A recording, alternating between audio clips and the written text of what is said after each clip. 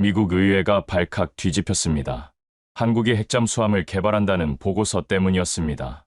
이것은 한미 원자력 협정 위반 아니냐는 목소리가 터져 나왔습니다. 보고서를 쓴 미해군 전략연구소의 데이비드 스톤 박사는 조직에서 완전히 고립되었습니다. 하지만 그는 포기하지 않았습니다. 그가 본 데이터는 부정할 수 없었기 때문입니다. 대한민국 조선업 세계 1위, LNG 운반선, 점유율 70%, 세계 최초 리튬이온 배터리 잠수함, 전고체 배터리 개발 중, 소형 모듈 원자로 수출 성공.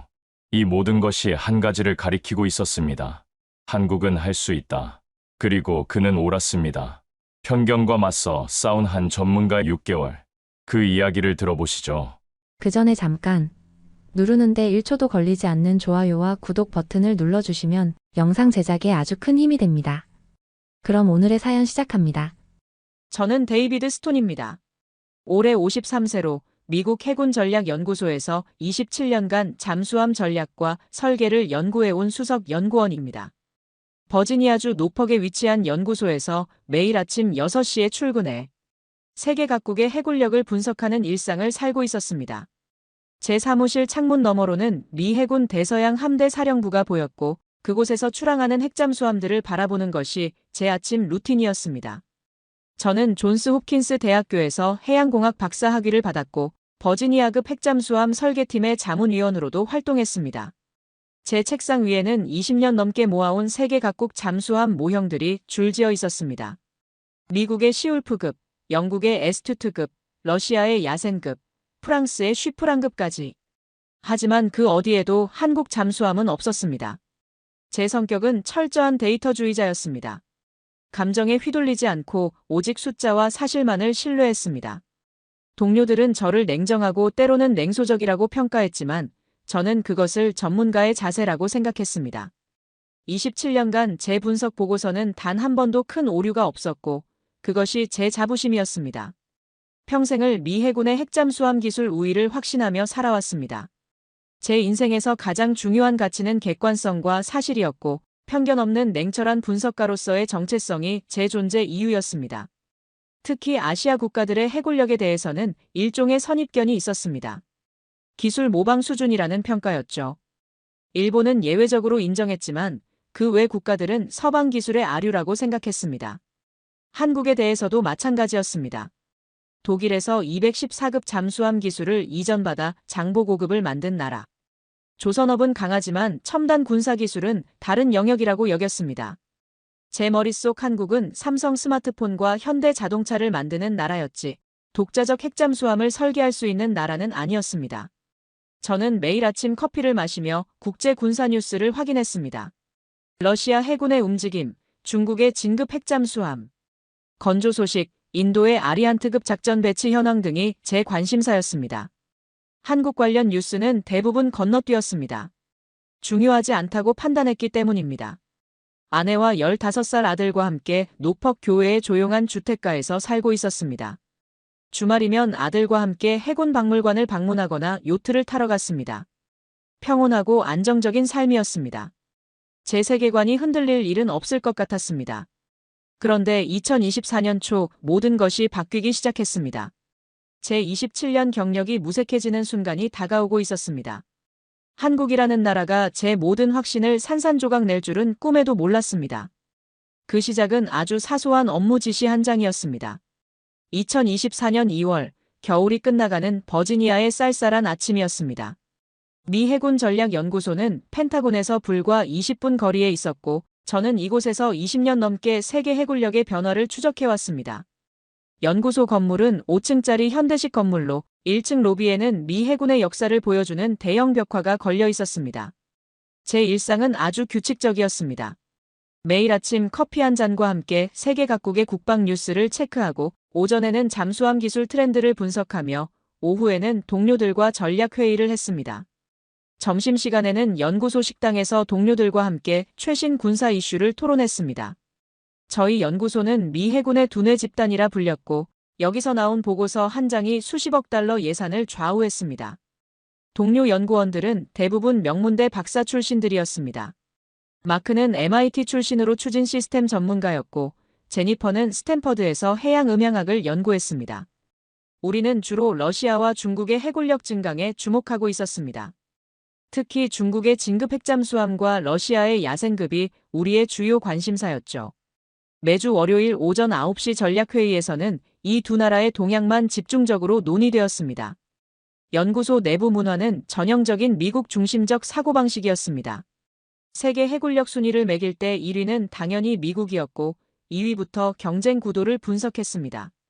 러시아, 중국, 영국, 프랑스가 주요 관심 대상이었고 나머지 국가들은 기타 범주로 분류되었습니다. 한국은 그 기타 범주 중에서도 하위권이었습니다. 서방 기술 동맹국인 영국, 프랑스, 독일에 대해서는 일종의 우월감이 있었습니다. 같은 편이지만 미국이 기술적으로 앞서 있다는 인식이었죠. 동료 마크가 농담처럼 말하곤 했습니다. 영국 잠수함도 결국 미국 기술 덕분이라고요. 우리는 그런 말에 웃으며 고개를 끄덕였습니다. 아시아 국가들의 군사력은 이류 기술로 치부되었습니다. 일본은 예외적으로 인정받았지만 그것도 미국의 기술 지원 덕분이라는 평가였습니다. 한국, 대만, 싱가포르 같은 나라들은 미국 무기를 구매해 쓰는 고객 정도로만 인식되었습니다. 퇴근 후에는 주로 헬스장에서 운동을 했습니다. 러닝머신 위에서 CNN 뉴스를 보는 것이 일과였습니다. 주말에는 아들과 함께 노퍽 해군 박물관을 방문하곤 했습니다. 아들은 잠수함에 관심이 많았고 제가 설명해주는 기술적 디테일을 신기해했습니다. 그때마다 저는 미국 해군의 위대함을 강조했습니다. 미국이 최고라는 믿음은 제 삶의 전제 조건이었습니다. 그것은 의심할 여지가 없는 사실이었고 제 정체성의 일부였습니다. 한국 같은 나라가 그 믿음을 흔들 수 있다는 생각은 상상조차 할 수 없었습니다. 하지만 한국 관련 자료를 본격적으로 검토하기 시작하면서 뭔가 이상한 느낌이 들기 시작했습니다. 표면적으로는 단순한 분석 과제였지만 자료를 한 장씩 넘길수록 미묘한 긴장감이 커졌습니다. 제 직감이 뭔가 놓치고 있다고 속삭이기 시작했습니다. 장보고 3배치 이 3600톤급, 잠대지 탄도미사일 6발. 탑재 가능이라는 스펙이 계속 머릿속을 맴돌았습니다. 이 스펙이 계속 제 주의를 끌었습니다. 3000톤급 이상 재래식 잠수함에 탄도미사일을 탑재한 사례는 전 세계적으로 극히 드물었습니다. 프랑스나 스페인도 3000톤급 잠수함을 만들지만 탄도미사일 탑재 기능은 없었습니다. 이건 뭔가 과장된 거겠지라고 저는 스스로를 안심시켰습니다. 한국 방산 업체들의 홍보 자료는 늘 좀 과장되어 있다는 선입견이 있었으니까요. 하지만 마음 한구석의 불편함은 지워지지 않았습니다. 며칠 후 한국의 방산 전시회 2025 마덱스 관련 뉴스가 들어왔습니다. 미국 업계 소식통에서 한국이 뭔가 특이한 잠수함 모델을 공개했다는 소문이 돌았습니다. 미래형 잠수함이라는 단어가 제 눈에 들어왔습니다. 그게 뭐지라는 의문이 들었습니다. 심장이 약간 빨라지기 시작했습니다. 이건 그냥 일반적인 신형 모델 소개가 아닐 수도 있다는 생각이 들었습니다. 저는 동료 마크에게 물어봤습니다. 한국이 3600톤급의 탄도미사일 넣는 게 기술적으로 가능하냐고요. 마크는 잠시 생각하더니 대답했습니다. 가능은 하겠지만 독자 기술은 아닐 거라고요. 아마 독일이나 프랑스 기술을 응용했을 거라는 분석이었습니다. 저도 고개를 끄덕였지만 왠지 모를 찝찝함이 남았습니다. 그날 밤 저는 평소와 달리 늦게까지 사무실에 남아 한국 잠수함 관련 자료를 뒤졌습니다. 한국 조선업 순위가 세계 1위라는 데이터를 발견했습니다. 전 세계 선박의 40% 이상을 한국이 건조하고 있었습니다. 특히 LNG 운반선 같은 고난도 선박 분야에서는 70%가 넘는 점유율이었습니다. 하지만 저는 스스로에게 말했습니다. 조선업과 잠수함은 다르다고요. 상선 만드는 기술과 군함 만드는 기술은 별개라고요. 그렇게 합리화했지만 의문부호는 지워지지 않았습니다. 새벽 3시까지 컴퓨터 앞에 앉아 있었습니다. 아내가 전화해서 왜 이렇게 늦느냐고 물었습니다. 저는 중요한 분석건이 있다고만 답했습니다. 사실은 제 자신도 왜 이렇게 집착하는지 잘 모르겠었습니다. 뭔가 중대한 일이 벌어지고 있다는 직감만이 저를 움직이게 했습니다. 집에 돌아가는 차 안에서도 계속 생각했습니다. 한국이라는 나라를 너무 쉽게 본 건 아닐까? 제 전문가로서의 오만이 판단을 흐리게 한 건 아닐까? 하지만 동시에 이런 생각도 들었습니다. 과민 반응하는 거 아닐까? 27년 경력이 무색하게 초보적 실수를 하는 건 아닐까. 2025년 4월 24일 목요일 오전 10시 37분. 제 인생이 바뀐 순간이었습니다. 연구소 사무실에서 루틴한 업무를 하고 있을 때 한 통의 이메일이 도착했습니다. 동료직이 급하게 전달한 거였습니다. 제목은 한국 핵잠수함 개발 단독 보도였습니다. 심장이 쿵 내려앉았습니다. 손이 미세하게 떨렸습니다. 마우스를 클릭했습니다. 기사가 화면에 떴습니다. 한국 하나오션이 2025 마덱스에서 미래형 잠수함 모델을 공개했다는 내용이었습니다. 고속 선형, 스텔스 설계, 360도 전망경이라는 단어들이 눈에 들어왔습니다. 기사를 쓴 한국의 한 군사평론가가 현장에서 하나오션 관계자와 직접 인터뷰했다고 했습니다. 그 관계자는 스마트 원자로를 염두에 두고 설계했다고 답변했다는 내용이었습니다. 제 손이 더 심하게 떨렸습니다. 첨부된 사진을 클릭했습니다. 미래형 잠수함의 모델 사진이었습니다. 그 순간 숨이 막혔습니다. 제가 20년간 연구해온 미국과 영국의 차세대 핵잠수함 선형과 거의 동일했습니다. 선체의 곡선, 함교의 각도, 전체적인 비율까지. 이건 우연이 아니었습니다. 디젤 잠수함에서는 절대 쓰지 않는 고속 선형이었습니다. 왜냐하면 디젤 엔진으로는 그런 고속을 낼 필요도 없고 낼 수도 없기 때문입니다. 하지만 원자력 추진이라면 이야기가 달라집니다. 물속에서 30노트 이상의 고속 기동이 가능해지고 그래서 저항을 최소화하는 이런 선형이 필수가 됩니다. 음파 탐지 회피를 위한 스텔스 설계도 명확했습니다. 함체 표면의 각진 부분들, 매끄러운 곡선 처리. 이것은 레이더 스텔스가 아니라 소나 스텔스 설계였습니다. 잠수함이 물속에서 적 소나에 탐지되지 않도록 음파 반사를 최소화하는 기술이었습니다. 360도 카메라 전망경도 차세대 기술이었습니다. 기존 잠수함은 잠망경을 올려서 수동으로 회전시키며 주변을 확인했습니다. 하지만 이 방식은 여러 개의 카메라로 한 번에 360도를 촬영해서 함내 모니터로 보는 방식이었습니다. 미국과 영국이 최신 핵잠수함에 적용하려던 기술이었습니다. 이건 말이 안 됩니다. 저는 중얼거렸습니다. 한국이 독자적으로 핵잠수함 설계를 하고 있다는 건가? 그것도 차세대 기술까지 적용하면서. 책상 위 커피잔이 식어가는 것도 못 느꼈습니다. 동료들이 하나둘씩 제 책상 주변으로 모여들기 시작했습니다. 누군가 제 모니터를 보고 낮은 탄성을 질렀습니다. 이게 진짜냐는 질문이 쏟아졌습니다. 저는 그 자리에서 얼어붙었습니다. 27년간 쌓아온 제 전문성과 확신이 흔들리기 시작했습니다. 더 이상 이전 상태로 돌아갈 수 없다는 것을 직감했습니다. 한국이라는 나라가 제 인생의 쓰나미처럼 밀려 들어오고 있었습니다. 처음에는 완전히 부정하고 싶었습니다. 이건 과장이야, 불가능해라는 말이 입에서 자동으로 나왔습니다. 하지만 더 많은 정보가 쏟아지기 시작했습니다. 한국 언론들이 이 소식을 대대적으로 보도하기 시작했고 국제방산 전문 매체들도 주목하기 시작했습니다. 한국의 한 군사평론가가 유튜브에서 한 인터뷰 영상이 화제가 되었습니다.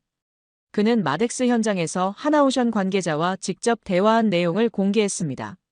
미래형 잠수함이 고속 선형인 이유를 물었더니 스마트 원자로를 염두에 두고 설계했다는 공식 답변을 받았다는 것이었습니다. 저는 머리를 감쌌습니다. 이건 단순한 소문이나 과장이 아니었습니다. 설계 단계부터 원자력 추진을 고려했다는 의미였습니다. 그리고 공개적으로 모델까지 전시했다는 것은 한국이 이미 상당한 기술적 진척을 이뤘다는 방증이었습니다. 연구소는 발칵 뒤집혔습니다. 상부에서 긴급회의가 소집되었고 저는 한국 핵잠수함 분석팀 책임자로 지명되었습니다. 갑작스러운 임명이었지만 거부할 수 없었습니다. 이것은 이제 제 개인의 문제가 아니라 미국 국방부의 문제가 되었습니다. 하지만 예상치 못한 장애물이 나타났습니다. 정보가 턱없이 부족했습니다. 한국 정부도 한국 해군도 공식적으로는 원자력 잠수함 개발을 인정하지 않았습니다. 모든 게 암묵적이고 간접적이었습니다. 미래형 잠수함이라는 모호한 표현만 있을 뿐 핵잠수함이라는 단어는 어디에도 없었습니다. 한국의 전략적 모호성이 분석을 더욱 어렵게 만들었습니다. 공개된 것과 숨겨진 것 사이의 경계가 불분명했습니다.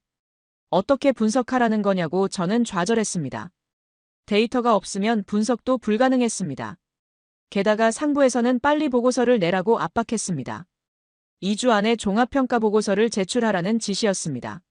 하지만 2주 만에 어떻게 한 나라의 핵잠수함 능력을 평가할 수 있단 말입니까? 최소 2개월은 필요한 작업이었습니다. 동료들도 회의적이었습니다. 이건 우리 능력 밖이라며 선을 그었습니다. 정보기관에 넘겨야 할 사안이라는 의견도 나왔습니다. 저는 혼자 남겨진 기분이었습니다. 밤마다 잠을 설쳤습니다. 침대에 누워도 머릿속에서는 계속 그 미래형 잠수함의 선형이 떠올랐습니다. 그 매끄러운 곡선, 정교한 각도. 이건 아마추어 작품이 아니었습니다. 수십 년의 노하우가 축적된 전문가의 설계였습니다. 아내가 요즘 왜 그렇게 예민하냐고 물었습니다. 저는 제대로 대답하지 못했습니다. 일이 좀 복잡해졌다고만 말했습니다. 사실 저 자신도 제가 왜 이렇게 동요하는지 완전히 이해하지 못했습니다. 제 27년 경험과 지식이 무용지물처럼 느껴졌습니다. 이렇게 당황한 건 처음이었습니다. 한국은 대체 어떻게 이걸 해낸 거지? 그 질문에 답을 찾지 못했습니다. 문제는 점점 심각해졌습니다. 한국이 과거 대선 때 모든 주요 후보들이 한국형 원자력, 잠수함 공약을 내걸었다는 사실이 뒤늦게 확인되었습니다. 이재명 대통령 당선인도 같은 공약을 했다는 정보가 들어왔습니다. 이건 단순한 계획이 아니라 국가적 의지라는 것을 의미했습니다. 저는 경악했습니다. 대선 공약이라는 것은 국민적 합의가 있다는 뜻이었습니다. 그리고 여야 모든 후보가 같은 공약을 냈다는 것은 한국 사회 전체가 이 목표에 동의한다는 의미였습니다. 이것은 일시적 유행이 아니라 장기적 국가 전략이었습니다. 게다가 한국이 비밀리에 수년간 관련 연구를 진행해왔다는 정보가 포착되었습니다. 정확한 시작 시점은 알 수 없었지만 최소 2010년대 중반부터 비공개 프로젝트가 진행되었다는 정황이 드러났습니다. 이미 상당한 기술적 진척이 있다는 의미였습니다. 연구소 동료들의 반응은 여전히 회의적이었습니다. 마크가 말했습니다. 스톤, 현실적으로 생각해보라고요. 한국이 핵잠수함을 만든다고요. 미국 허가도 없이 그게 가능하냐고요. 제니퍼도 거들었습니다. 우리 원자력 협정 위반이라고요. 절대 불가능하다고요. 다른 동료는 이렇게 말했습니다. 그냥 정치적 쇼일 뿐이라고요. 선거 공약이라는 게 다 그런 거 아니냐고요. 실제로 실행되는 경우는 드물다고요. 저는 반박하고 싶었지만 확실한 근거가 없었습니다. 하지만 저는 달랐습니다. 제가 본 그 미래형 잠수함 설계는 농담이 아니었습니다. 너무나 정교하고 너무나 현실적이었습니다. 단순히 전시용 모형이 아니라 실제 건조를 염두에 둔 설계였습니다. 펜타곤 고위 관계자를 만날 기회가 있었습니다. 그는 단언했습니다. 한국이 독자 핵잠수함을 만드는 건 최소 20년은 걸릴 거라고요. 기술 장벽이 너무 높다고요. 지금은 그냥 무시하는 게 낫다고요. 하지만 제 가슴속 불안은 커져만 갔습니다. 20년이라는 예측이 틀렸다면 어떡하죠? 한국이 우리가 생각하는 것보다 훨씬 빠르게 움직인다면요. 그때는 이미 늦은 거 아닙니까? 파급 효과가 개인에서 조직, 그리고 미국 해군 전체의 전략 평가로 확대되고 있었습니다. 만약 한국이 정말 핵잠수함을 보유하게 된다면 동북아시아 해군력 균형이 완전히 바뀌게 됩니다. 일본의 반응은 어떨까요? 중국은 어떻게 나올까요? 북한은요? 저는 혼자서 시나리오를 그려봤습니다. 2030년 한국이 첫 번째 핵잠수함을 진수한다면 그때 우리는 어떤 대응을 해야 할까요? 동맹국의 능력 향상을 환영해야 할까요? 아니면 우려해야 할까요? 밤새 이런 생각들이 머릿속을 맴돌았습니다. 아무도 제 말을 믿지 않았습니다. 저 혼자만 과도하게 반응하는 걸까요? 하지만 제 직감은 계속 경고했습니다. 뭔가 큰일이 일어나고 있다고요. 회의실에서 혼자 반대 의견을 내다 무시당하는 일이 반복되었습니다. 상사가 타이르듯 말했습니다. 스톤, 너무 민감하게 반응하지 말라고요. 한국은 우방국이라고요. 걱정할 필요 없다고요. 하지만 저는 알고 있었습니다. 이건 걱정의 문제가 아니라 현실 인식의 문제라는 것을요. 우리가 한국을 제대로 평가하지 못하고 있다는 것을요. 그리고 그 오판이 언젠가 큰 대가로 돌아올 거라는 것을요. 집에 와서 서재에서 밤새 한국 자료를 분석했습니다. 아내가 당신 요즘 이상하다며 걱정스러운 표정을 지었습니다. 저는 괜찮다고 했지만 사실 괜찮지 않았습니다. 내가 틀렸나, 내가 과대평가하는 건가라는 자기 의심이 밀려왔습니다. 저는 희망을 잃지 않고 독자적인 분석을 시작했습니다. 한국의 모든 관련 기술력을 하나하나 검토하기로 했습니다. 조선업 데이터, 배터리 기술, 소형 모듈 원자로, 개발 현황, 방산 수출 성과 등 모든 정보를 모았습니다. 밤낮 없이 일했습니다. 주말도 없었습니다. 가족과의 저녁 식사도 거르기 일쑤였습니다. 아들이 아빠는 요즘 항상 일만 한다고 섭섭해했지만 저는 이해해달라고만 했습니다. 3개월간 매달린 끝에 100페이지가 넘는 상세 보고서를 완성했습니다. 제목은 한국의 잠재적 핵잠수함 능력 평가 및 전략적 함의였습니다. 보고서에는 한국 조선업의 세계 1위 점유율, 리튬이온 배터리의 세계 최고 수준, 소형 모듈 원자로 수출 계약 체결, 잠대지 미사일, 독자 개발 성공 등의 내용을 담았습니다. 각 항목마다 구체적인 수치와 데이터를 첨부했습니다. 한국 조선업은 전 세계 시장의 40%를 차지하고 LNG 운반선 분야에서는 70% 이상을 장악하고 있습니다. 이는 극저온 기술의 최고봉을 의미합니다. 잠수함 선체 설계에 필요한 정밀 용접 기술도 이미 충분히 보유하고 있습니다. 배터리 분야에서 한국은 세계 2위입니다. 장보고 3배치는 세계 최초로 리튬이온 배터리를 잠수함에 적용했습니다. 그리고 현재 전고체 배터리를 개발 중입니다. 만약 이것이 완성되면 디젤 잠수함이 핵잠수함에 근접하는 작전 능력을 갖게 됩니다. 소형 모듈 원자로 분야에서도 한국은 선두권입니다. 이미 체코에 수출 계약을 체결했고 폴란드도 협상 중입니다. 이 기술을 잠수함에 적용하면 미국의 원자력 협정을 우회할 수도 있습니다. 2025년 6월, 저는 이 보고서를 들고 펜타곤 고위급 회의에 참석했습니다. 발표 전날 밤 거의 잠을 못 잤습니다. 이것은 제 커리어를 건 승부였습니다. 회의실에는 20명 넘는 고위 장성과 국방부 관료들이 앉아 있었습니다. 저는 침착하게 발표를 시작했습니다. 여러분, 한국의 핵잠수함 개발 가능성을 과소평가해서는 안 됩니다. 그들은 이미 필요한 기술 대부분을 보유하고 있습니다. 슬라이드를 넘기며 하나하나 증거를 제시했습니다. 하지만 반응은 냉담했습니다. 한 장성이 손을 들었습니다. 스톤 박사, 증거가 부족합니다. 이건 추측에 불과합니다. 다른 관료가 거들었습니다. 한국이 소형 모듈 원자로 기술을 잠수함에 적용한다고요. 근거가 어디 있죠? 또 다른 참석자가 말했습니다. 너무 앞서 나간 분석입니다. 한국의 의지는 인정하지만 실현 가능성은 매우 낮습니다. 20년 후를 걱정하기엔 당장 현안이 너무 많습니다. 제 보고서는 채택되지 않았습니다. 참고용으로 분류되었습니다. 사실상 휴지통행이었습니다. 회의실을 나오며 저는 절망에 빠졌습니다. 복도를 걸으며 제가 틀렸나요? 라는 생각만 들었습니다.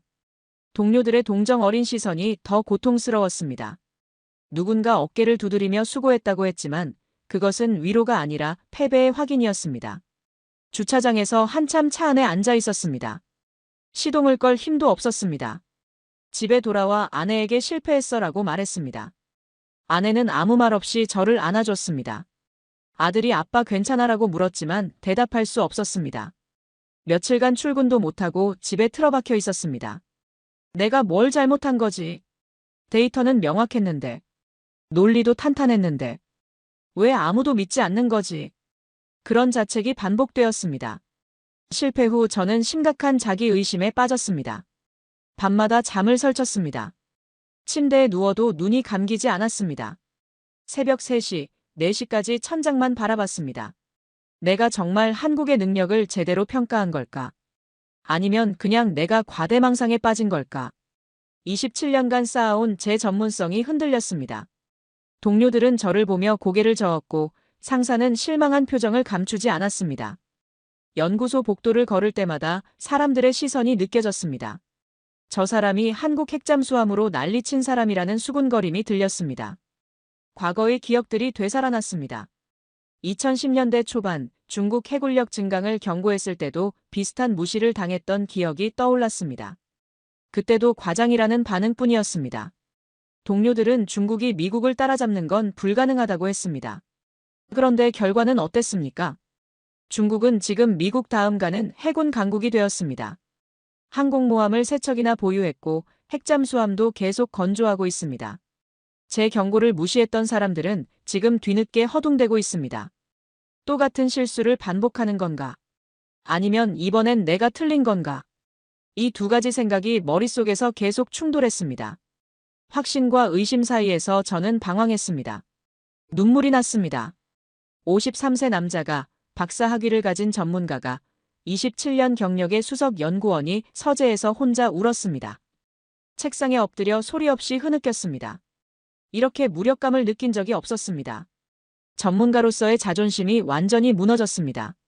제가 평생 믿어온 가치들이 흔들렸습니다. 데이터와 논리만 있으면 사람들을 설득할 수 있다고 믿었는데 그게 아니었습니다. 조직의 편견과 선입견 앞에서 데이터는 무력했습니다. 아내가 밤늦게 서재로 왔습니다. 아무 말 없이 제 등을 쓰다듬어 주었습니다.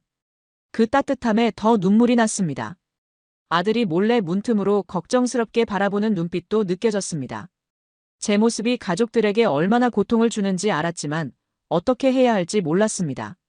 오랜 친구 톰이 전화를 걸어왔습니다. 내 소식 들었어. 너답지 않게 왜 그래? 괜찮아. 실수는 누구나 하는 거야.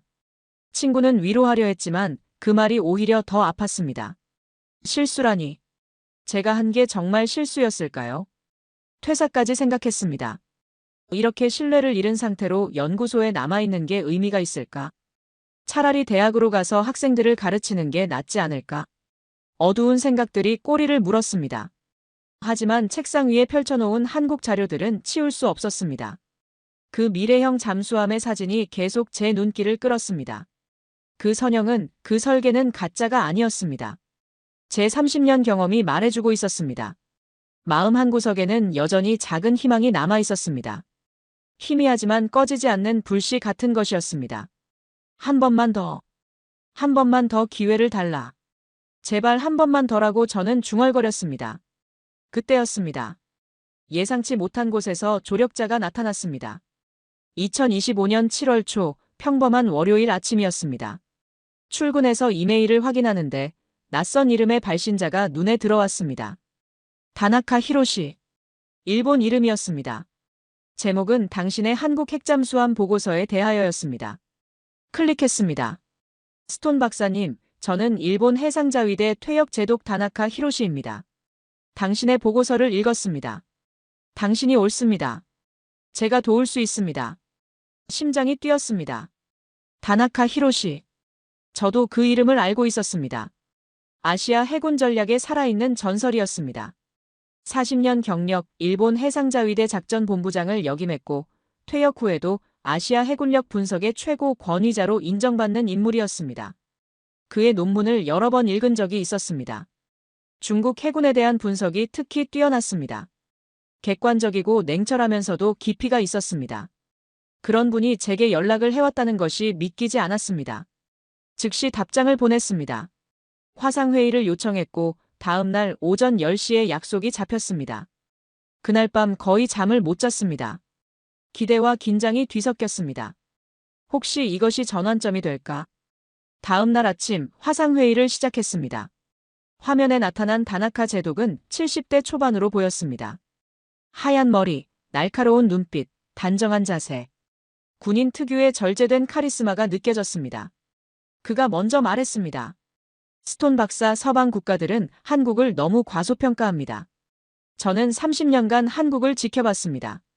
그들이 불가능을 가능으로 만드는 걸 수없이 목격했습니다. 그의 말은 제게 새로운 시각을 열어주었습니다. 한국은 1970년대 세계 최빈국 중 하나였습니다. 1인당 국내 총생산이 300달러도 안 됐습니다. 그런데 지금은 3만 달러가 넘습니다. 100배가 넘는 성장입니다. 조선업을 보십시오.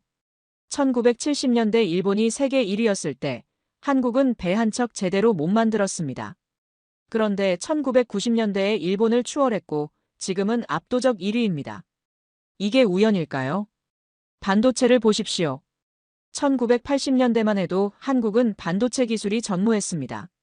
미국과 일본에 동무되었습니다. 그런데 지금 메모리 반도체는 한국이 세계 1위입니다. 삼성과 SK하이닉스가 시장의 70%를 차지합니다. 배터리를 보십시오.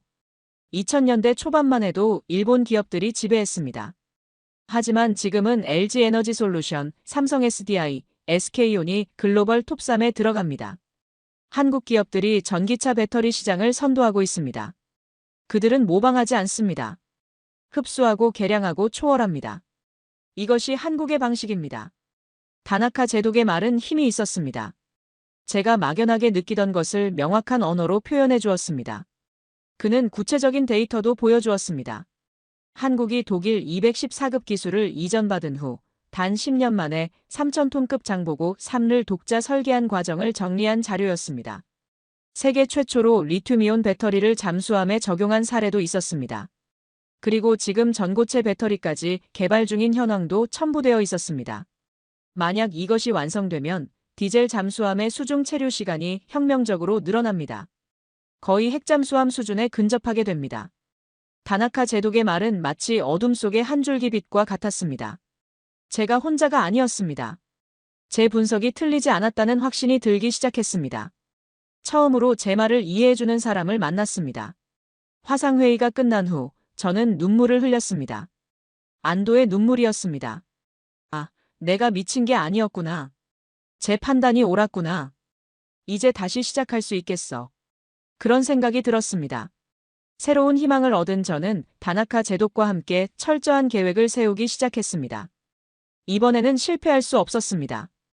일주일에 3번씩 화상회의를 했습니다. 매번 2시간 이상 토론했습니다. 우리의 핵심 전략은 3가지였습니다. 첫째, 한국의 핵심 기술력을 하나하나 입증하는 것이었습니다. 조선업, 배터리 기술, 소형 모듈 원자로, 잠대지 미사일 등 각각을 별도로 분석하기로 했습니다. 각 분야별로 객관적 데이터와 국제 비교 자료를 첨부하기로 했습니다. 조선업부터 시작했습니다. 한국은 세계 조선 시장 점유율 40%를 차지합니다. LNG 운반선 분야에서는 70% 이상입니다. LNG 운반선은 영하 163도의 액화천 연가스를 운반하는 초정밀 기술이 필요합니다. 이는 극저온 기술의 최고봉입니다. 잠수함 선체도 극한 환경을 견뎌야 합니다. 수백 미터 심해의 엄청난 수압을 버텨야 하고 용접 부위 하나가 잘못되면 침수로 이어집니다. 한국이 LNG 운반선을 만들 수 있다면 잠수함 선체 설계도 충분히 가능합니다. 배터리 기술도 정리했습니다. 한국은 세계 배터리 시장에서 점유율 2위입니다. 특히 전기차용 배터리에서는 최고 수준입니다. 장보고 3배치인은 세계 최초로 리튬이온 배터리를 잠수함에 적용했습니다.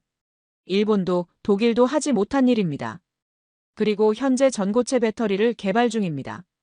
이것이 완성되면 게임 체인저가 됩니다. 리튬이온보다 에너지 밀도가 높고 폭발 위험도 없습니다. 디젤 잠수함의 수중 체류 시간을 혁명적으로 늘릴 수 있습니다. 둘째 전략은 한국의 역사적 성취 패턴을 제시하는 것이었습니다.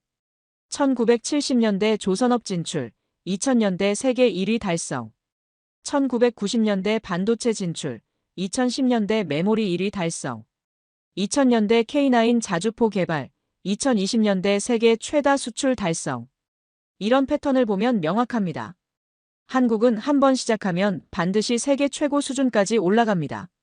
시간이 걸리더라도 결국 해냅니다. 이것이 한국의 특징입니다. 불굴의 의지와 빠른 실행력이 결합된 결과입니다. 셋째 전략은 미국 원자력 협정의 우회 가능성을 제시하는 것이었습니다. 소형 모듈 원자로는 고농축 우라늄을 쓰지 않습니다. 저농축 우라늄을 사용하기 때문에 핵 확산 우려가 적습니다. 따라서 협정 이슈를 피할 수 있습니다. 게다가 한국이 보유한 전고체 배터리 기술로 수중 체류 시간을 대폭 늘릴 수 있습니다. 소형 모듈 원자로와 전고체 배터리를 결합하면 사실상 핵잠수함에 준하는 성능을 낼 수 있습니다. 기술적 대안이 존재합니다. 이번엔 반드시 성공해야 합니다. 저는 결연한 의지로 매일 16시간씩 일했습니다. 새벽 5시에 일어나 조깅을 하며 전략을 구상했습니다. 오전 내내 자료를 정리하고 오후에는 다나카 제독과 회의했습니다. 다나카 제독도 일본 방위성 인맥을 동원해 한국 관련 정보를 추가로 확보해 주었습니다. 일본은 한국과 가장 가까운 나라입니다. 한국 해군의 움직임을 누구보다 잘 파악하고 있습니다. 그의 도움은 결정적이었습니다. 우리는 마치 전우처럼 하나의 목표를 향해 달려갔습니다. 서재 벽에는 한국 기술 발전 타임라인 차트를 붙여놓고 매일 업데이트했습니다. 200페이지 종합보고서 작성이 시작되었습니다. 아내가 응원의 의미로 한식 요리책을 사다 주었습니다. 김치찌개와 불고기를 만들어 먹으며 한국을 이해하려 노력했습니다. 음식을 통해서도 그 나라의 문화와 정신을 느낄 수 있었습니다.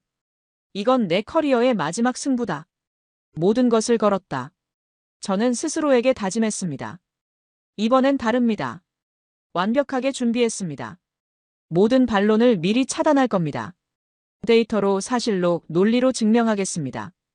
2025년 8월, 저는 새로운 보고서를 들고 다시 펜타곤을 찾았습니다. 한국 핵잠수함 능력의 재평가 기술적 전략적 종합분석이라는 제목의 200페이지가 넘는 방대한 문서였습니다. 이번엔 혼자가 아니었습니다. 다나카 제독이 공동저자로 참여했습니다. 그의 명성 덕분에 회의 참석자들의 태도가 처음부터 달랐습니다. 일본 해상자위대 전설적인 제독이 공동저자라는 사실만으로도 보고서의 무게감이 달라졌습니다. 회의실에는 지난번보다 더 많은 고위급 인사들이 참석했습니다. 발표를 시작했습니다. 신사숙녀 여러분, 한국의 조선업 기술력을 보십시오. 슬라이드에 그래프가 떴습니다. 한국은 LNG 운반선 시장의 70%를 장악하고 있습니다. 이는 극저온 기술의 최고봉입니다. 잠수함 선체 설계는 그들에겐 충분히 가능한 영역입니다. 다음 슬라이드로 넘어갔습니다. 한국의 리튬이온 배터리 기술은 이미 일본을 넘어섰습니다. 장보고 3배치인은 세계 최초로 이를 잠수함에 적용했습니다. 그리고 지금 전고체 배터리를 개발 중입니다. 이것이 완성되면 어떻게 될까요? 참석자 중 한 명이 손을 들었습니다. 그럼 디젤 잠수함이 핵잠수함 수준의 작전 능력을 갖게 된다는 건가요? 정확합니다. 저는 확신에 찬 목소리로 답했습니다. 수중 체류 시간이 획기적으로 늘어나고 사실상 공기 불요 추진에 근접하게 됩니다. 다나카 제독이 거들었습니다. 한국의 소형 모듈 원자로 기술도 주목해야 합니다. 이미 체코에 수출 계약을 체결했습니다. 전홍축 우라늄을 사용하기 때문에 미국 원자력 협정의 제약을 받지 않을 수 있습니다. 회의실 분위기가 변하기 시작했습니다. 사람들이 앞으로 몸을 기울였습니다. 메모를 하는 사람들이 늘어났습니다. 질문도 진지해졌습니다. 비판이 아니라 이해하려는 질문들이었습니다. 한국의 방산 수출 실적도 제시했습니다. 2022년 124억 달러, 2023년 178억 달러. 폭발적 성장입니다. 폴란드의 K2 전차 K9 자주포 FA50 전투기를 수출했습니다. 규모만 140억 달러입니다. 이것은 한국 방산 기술이 이미 세계적 수준임을 증명합니다. 장보고 3 잠수함도 폴란드와 캐나다가 관심을 보이고 있습니다. 3,000톤급 이상에서 탄도미사일 탑재가 가능한 잠수함은 세계적으로 드뭅니다. 프랑스, 스페인도 못하는 기술입니다. 한국만이 보유하고 있습니다. 데이터를 하나씩 제시할 때마다 회의실은 조용해졌습니다. 회의론적 표정들이 점차 진지한 표정으로 바뀌었습니다. 누군가 중얼거렸습니다. 우리가 한국을 너무 과소평가한 게 아닐까? 회의 후 한 고위 장성이 제게 다가왔습니다. 스톤 박사, 이번 보고서는 심각하게 검토해봐야겠소. 좋은 분석이요. 그의 악수는 단단했습니다. 진심이 느껴졌습니다. 다른 참석자들도 하나둘씩 다가와 질문했습니다. 한국이 정말 독자적으로 핵잠수함을 만들 수 있다고 보십니까?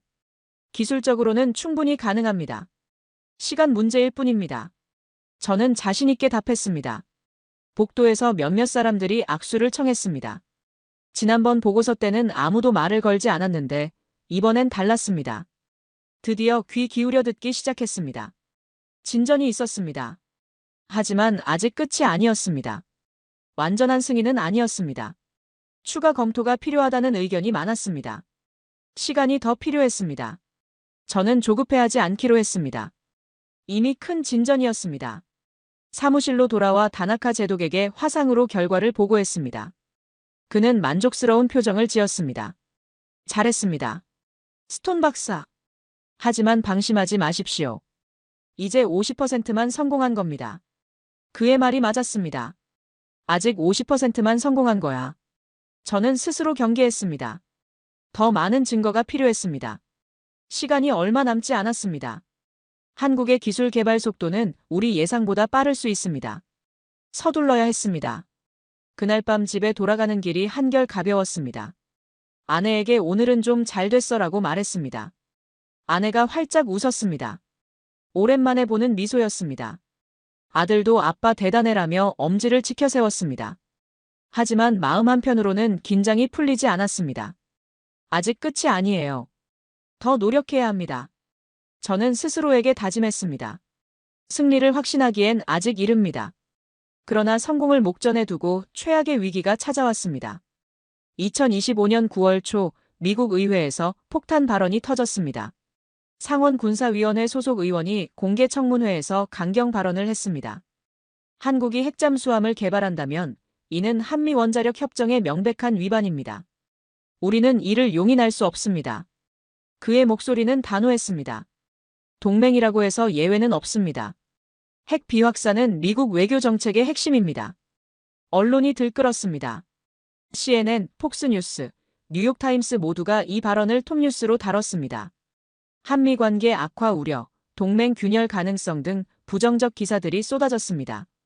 한국 핵잠수함이 정치 이슈가 되어버렸습니다. 더 큰 문제는 펜타곤 내부였습니다. 정치적 압력 때문에 재보고서가 보류 처리되었습니다. 국가안보회의에서 추가 검토가 필요하다며 결정을 미뤘습니다. 모든 노력이 물거품이 될 위기였습니다. 이건 정치 문제가 되어버렸어. 저는 절망했습니다. 기술 분석이 아니라 정치 게임이 되었습니다. 사실과 데이터는 더 이상 중요하지 않았습니다. 의회의 눈치, 여론의 반응이 더 중요해졌습니다. 게다가 동료들 사이에서 제게 대한 비난이 시작되었습니다. 복도에서 수군거리는 소리가 들렸습니다. 스톤이 불필요하게 이슈를 키웠어.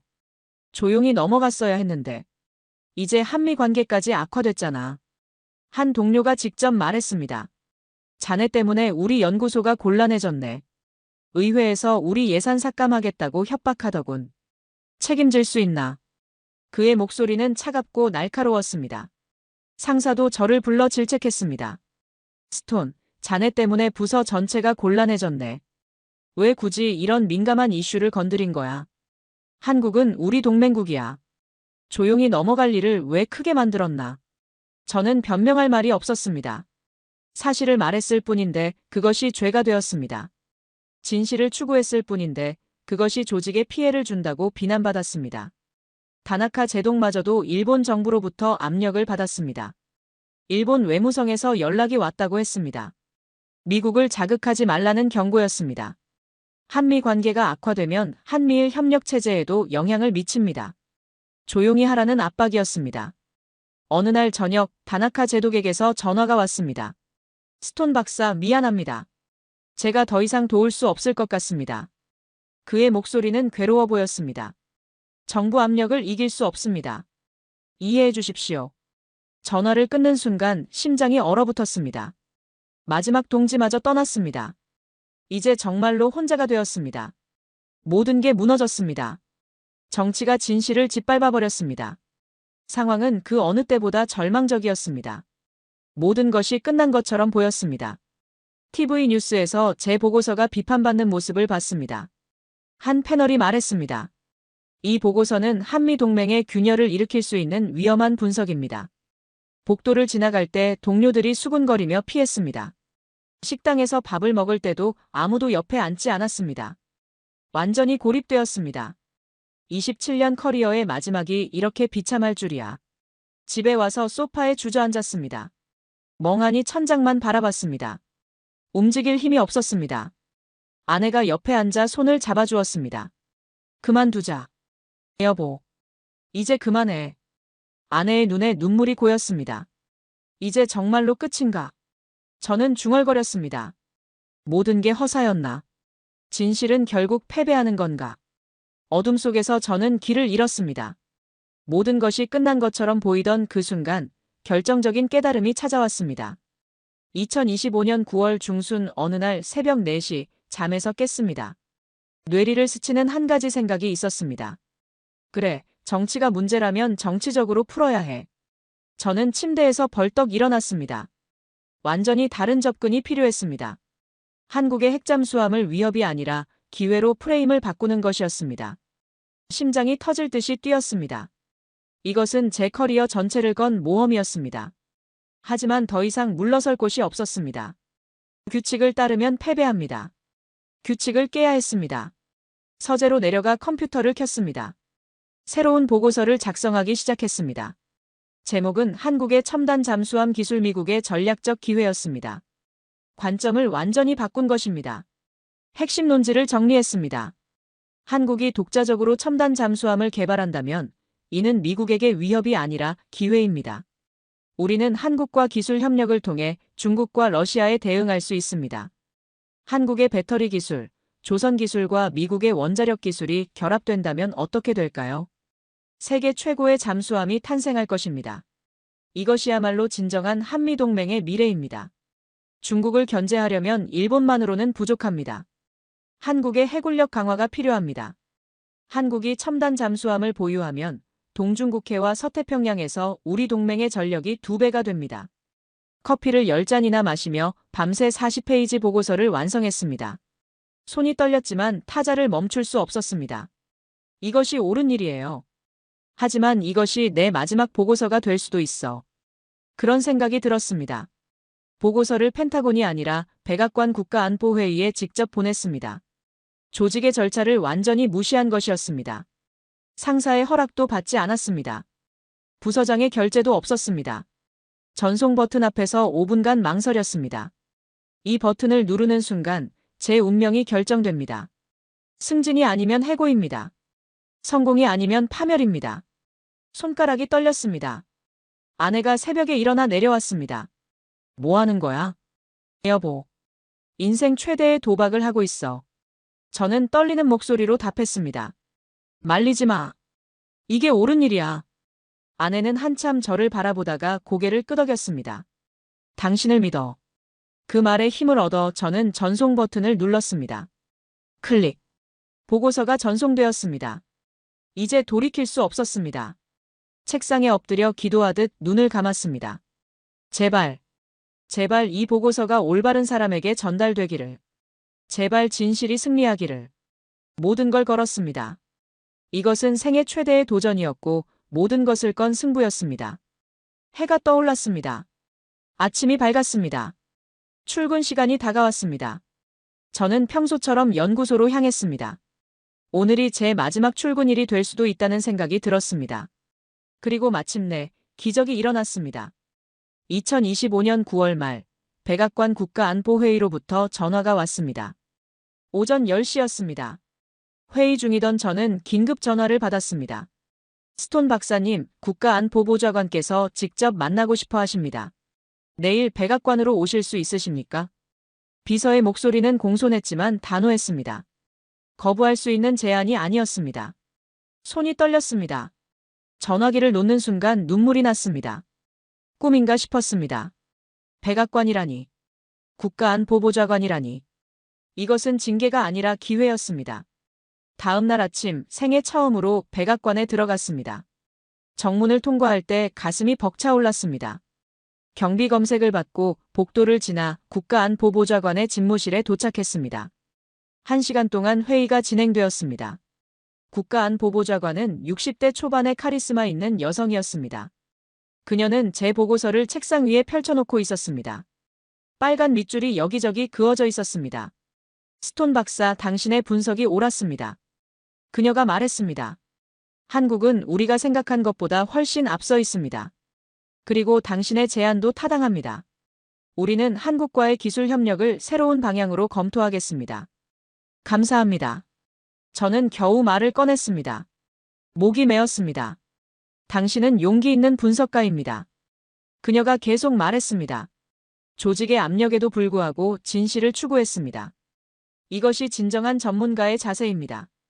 그 순간 지난 6개월간의 모든 고통이 눈 녹듯 사라졌습니다. 모든 좌절, 모든 절망, 모든 비난이 의미 있는 과정이었다는 것을 깨달았습니다. 모든 게 보상받는 순간이었습니다.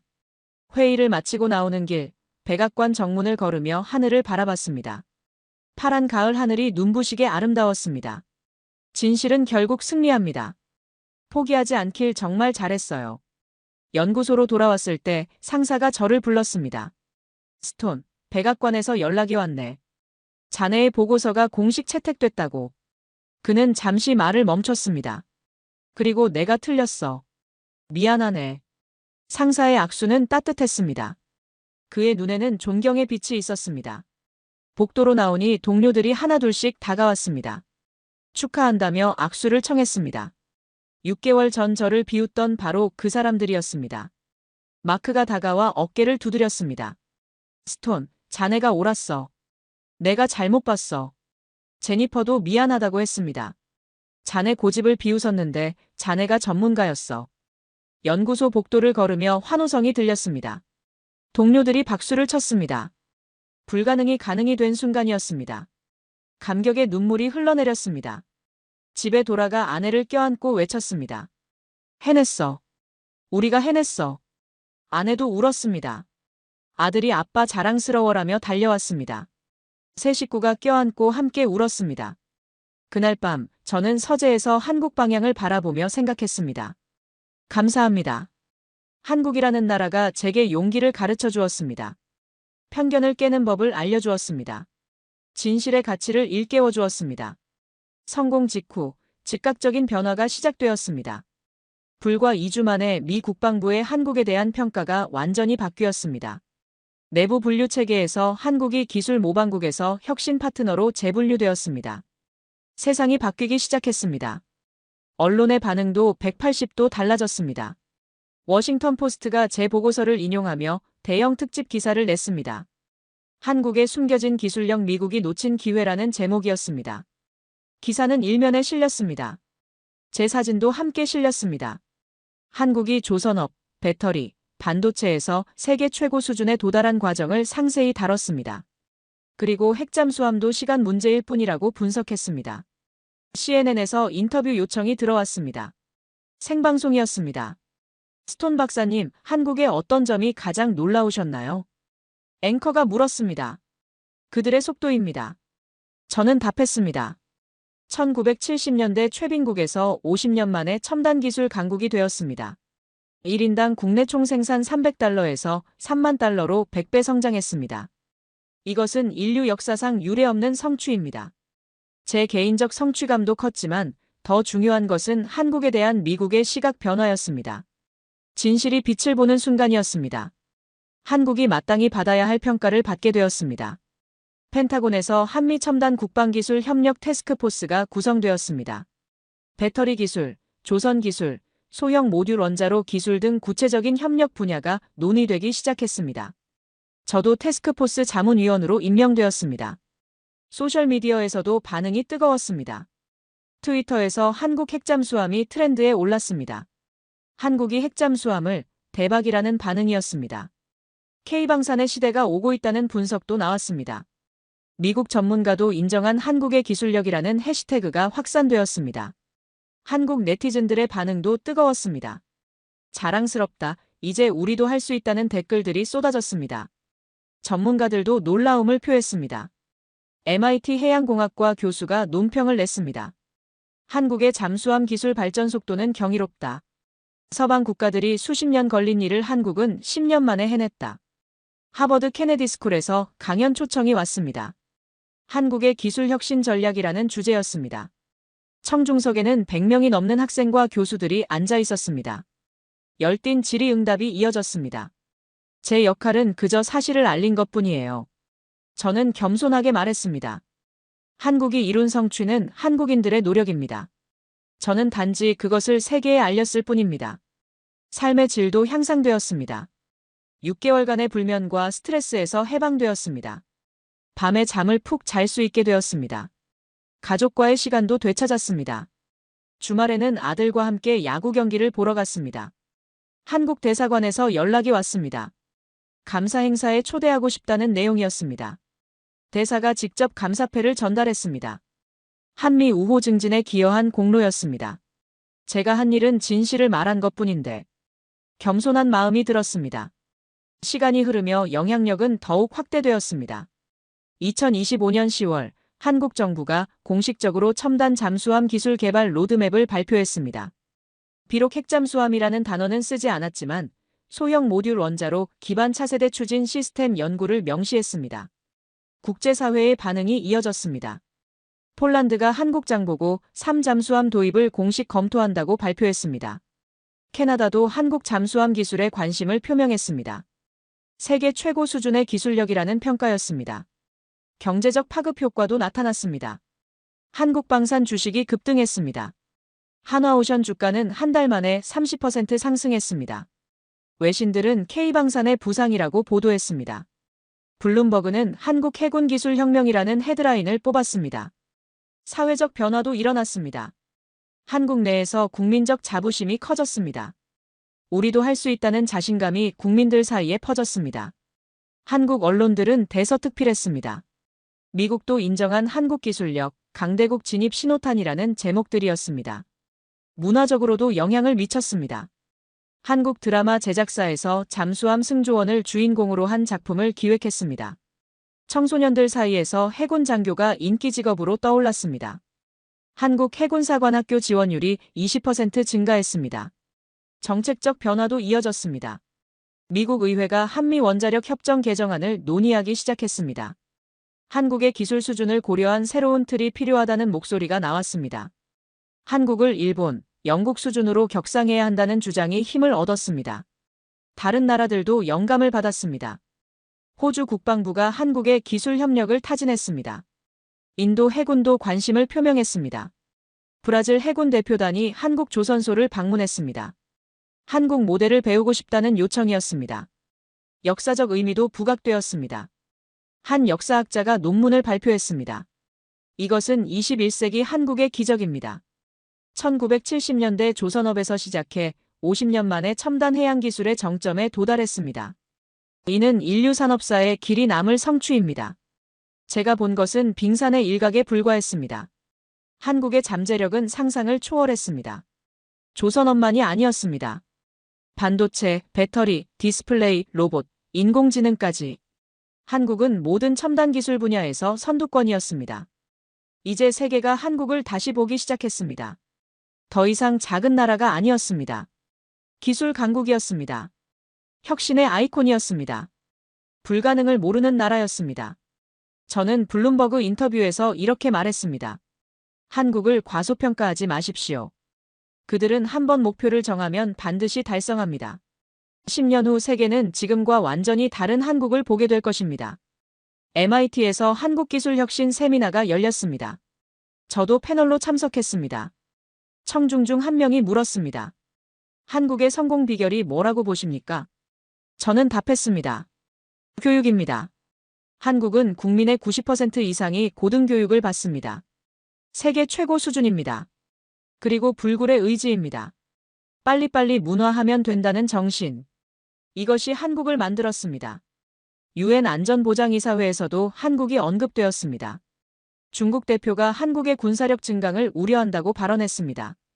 이것 자체가 한국의 위상 변화를 보여주는 증거였습니다. 중국이 우려할 만큼 한국이 강해졌습니다.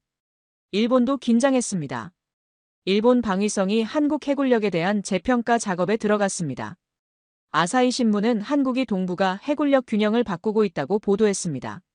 재책 집필도 순조롭게 진행되었습니다.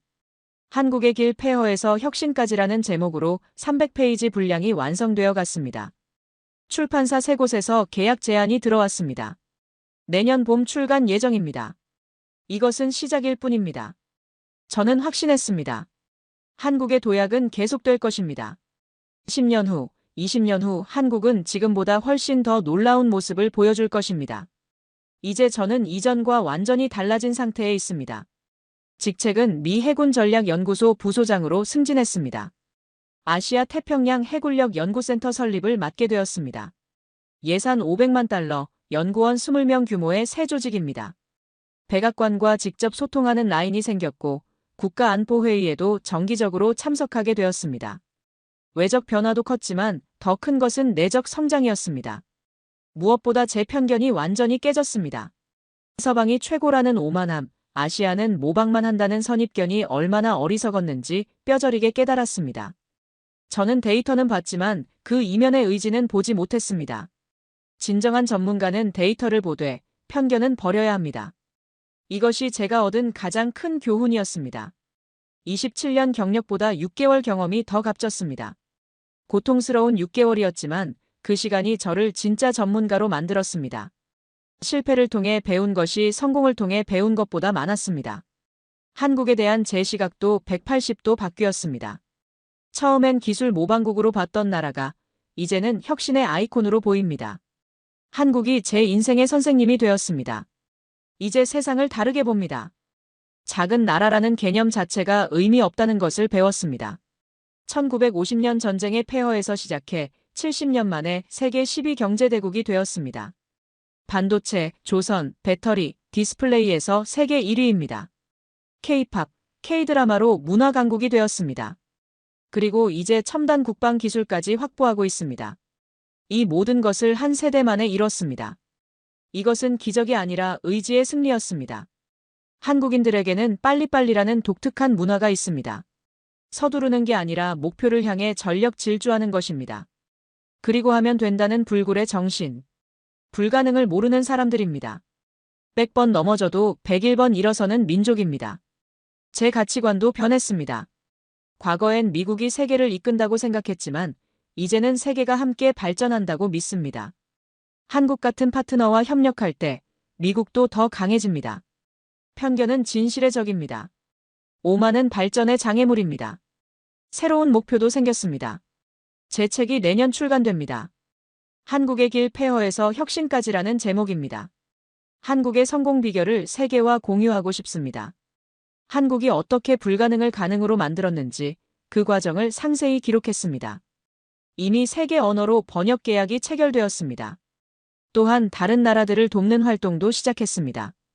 베트남, 필리핀, 인도네시아 같은 개발도상국 국방 관계자들에게 한국 모델을 소개하고 있습니다. 베트남 국방부 장관에게 한국 사례를 설명하며 보람을 느꼈습니다. 그들의 눈빛에서 희망을 봤습니다. 여러분도 할 수 있습니다. 한국이 증명했습니다. 저는 이렇게 말합니다. 1970년대 한국보다 못한 나라는 없습니다. 그런 한국이 해냈다면 여러분도 할 수 있습니다. 필요한 것은 의지와 교육, 그리고 시간입니다. 포기하지 않는 정신입니다. 고난의 의미도 재발견했습니다. 6개월간의 좌절과 고통이 없었다면 저는 진실의 가치를 몰랐을 것입니다. 동료들의 비난이 없었다면 용기의 중요성을 깨닫지 못했을 것입니다. 모든 고통에는 의미가 있었습니다. 실패는 끝이 아니라 과정입니다. 포기하지 않는 한 실패는 없습니다. 이것이 한국에게 배운 가장 큰 교훈입니다. 한국은 수없이 넘어졌지만 그때마다 일어났습니다. 그리고 더 강해졌습니다. 상처는 흉터가 되고 흉터는 훈장이 됩니다. 서재에서 책 원고를 쓰며 한국을 생각하는 밤들이 행복합니다. 한국 전통붓으로 불굴이라는 한자를 연습하는 취미가 생겼습니다. 한국어도 조금씩 배우고 있습니다. 감사합니다. 한국어로 고맙다는 뜻입니다. 언젠가 한국을 직접 방문하고 싶습니다. 매주 토요일 아침, 저는 한국 전통 음악을 들으며 명상합니다. 가야금 소리가 마음을 평온하게 합니다. 아내는 한식 요리에 푹 빠졌습니다. 김치찌개, 불고기, 비빔밥을 만들어 가족과 함께 먹습니다. 음식을 통해서도 한국을 이해하게 됩니다. 아들이 저에게 말했습니다. 나도 아빠처럼 용기 있는 사람 되고 싶어. 그 말이 제게 가장 큰 선물이었습니다. 제가 아들에게 물려줄 수 있는 최고의 유산은 재산이 아니라 용기라는 것을 깨달았습니다. 진실을 말할 용기, 편견에 맞서는 용기 말입니다. 거울을 보며 스스로에게 말하는 습관이 생겼습니다. 당신은 옳은 일을 했어. 자랑스러워해도 돼. 이 말이 저를 지탱해줍니다. 매일 아침 이 말로 하루를 시작합니다. 그리고 밤에는 한국에 감사하며 잠듭니다. 연구소 제 사무실 벽에는 큰 태극기가 걸려 있습니다. 동료들이 왜 한국 국기를 거냐고 물으면 저는 이렇게 답합니다. 이 국기는 제게 용기의 상징입니다. 불가능을 가능으로 만든 나라의 상징입니다. 제 제2의 인생을 시작하게 해준 나라입니다. 이 이야기는 우리에게 중요한 교훈을 전합니다. 첫째, 편견을 버리십시오. 저는 27년 경력의 전문가였지만 편견 때문에 진실을 보지 못했습니다. 저 나라는 안 된다는 선입견이야말로 발전의 가장 큰 적입니다. 우리는 모두 편견의 감옥에 갇혀 있습니다. 편견은 보이지 않는 감옥입니다. 우리를 가두지만 우리는 그것을 인식하지 못합니다. 저도 그랬습니다. 제가 객관적이라고 믿었지만 사실은 편견에 사로잡혀 있었습니다.